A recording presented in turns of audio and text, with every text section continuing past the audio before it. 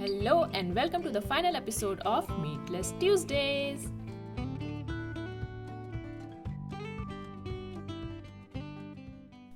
With colder weather approaching, we thought we should bring some warmth into the kitchen, and so today we have on menu this comforting bowl of Turkish lentil soup. This soup contains some distinct spices which makes it different from an Indian style lentil soup.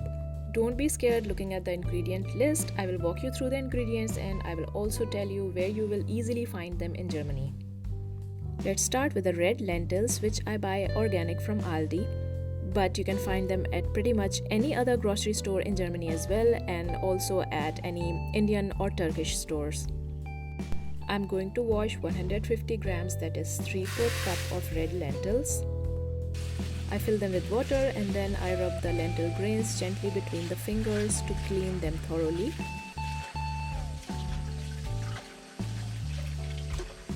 Then I discard the water and repeat it 3 times. Fill it again with water, rub the lentil grains gently between your fingers and then discard the water again. By the 3rd time, the water that comes out of it is not cloudy anymore, and that means that our lentils are thoroughly cleaned. Now I will fill the lentils again with water and let them soak for until we are done chopping our vegetables. So here are our vegetables. I'm starting by peeling 1 big onion and then dicing it. Here I have taken 2 carrots thoroughly washed. Mine are organic and that's why I'm keeping the skin on, as it is the most nutritious part of the carrot. Slice the carrots thinly so they cook quickly. Now I am taking 2 medium-sized potatoes thoroughly washed. Mine are organic and I am also keeping their skin on for the added nutrients. Dicing the potatoes in small pieces. I promise you won't even notice the peels in your soup. It would be as creamy and delicious as it would be without the peels. The peels just add more vitamins and more antioxidants to your soup, making it extra nutritious. Done with the prep part here, let's move on to the cooking part. Taking a medium-sized pot and putting it on medium heat, adding about 2 tablespoons of olive oil. Once it's hot, I'm adding the diced onion and sauteing it for about 2 to 3 minutes until it turns translucent. Once my onion turns translucent, I'm adding my carrots and potatoes. Sauteing for another 2 minutes. Adding the ingredients in steps and sauteing them adds more depth to our dish and makes it more flavorful.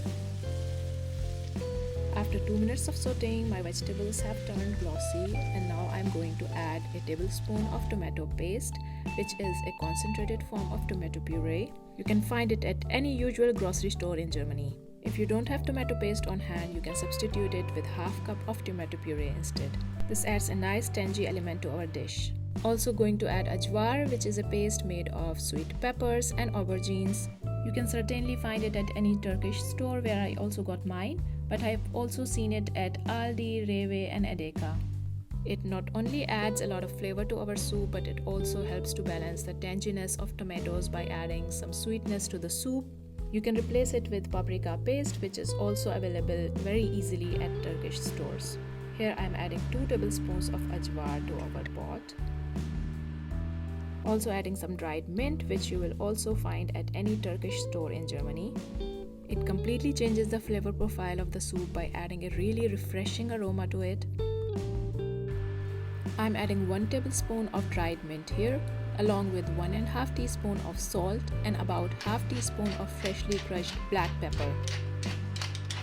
Sauteing for 2 minutes on medium heat to bring out the flavors of the ingredients that we just added. The way it smells at this point takes me back to my trip to Istanbul. I think the distinct spice here is the dried mint, which is often added to many dishes in Turkey. While it sautés, I am putting a liter of water to boil. Now I am adding my drained red lentils to the pot, along with a liter of boiling water, giving it a quick mix and then turning the heat to low. Now cover and let cook on low heat for 12 to 15 minutes or until your vegetables are tender. In the meanwhile, let's quickly prepare our chili oil, which is typically served along the soup to be added on top for some extra spice. I've added about 2 tablespoons of olive oil to my pan on medium heat. Once it's a little hot, I'm adding a teaspoon of hot paprika. I get this frozen sharp paprika from Edeka. You can also find it at any other grocery store in Germany. It has a slightly different flavor than red chili powder, but you can replace it with red chili powder if you can't find spicy paprika near you. I will turn off the heat as soon as it starts to sizzle a bit, as I don't want to burn my paprika powder. So that was it, our chili oil is done. Now transfer it to a bowl right away so that it doesn't burn. Coming back to our soup, which has been cooking for 12 minutes now, and it looks done. I'm using a stab mixer to puree my soup. If you do not have a stab mixer, you can use a blender instead. In that case, you will have to wait for the soup to get cooled down a bit. Adding 1 tablespoon of unsalted butter for some extra creaminess. Blending the soup further until it's nice and creamy. Look at this creamy soup, which smells just wonderful. I prefer mine thick, but if you want yours with a bit runnier consistency, you can add boiling water at this stage and adjust it according to your preference. Okay, so let's serve our soup. Let me show you how I like mine. Serve into a deep bowl. I like mine spicy, so I add a teaspoon of my chili oil. For the kids, you can skip this. Also adding some chopped fresh parsley. Don't forget a generous squeeze of lime juice, as it adds a lot of flavor to our soup.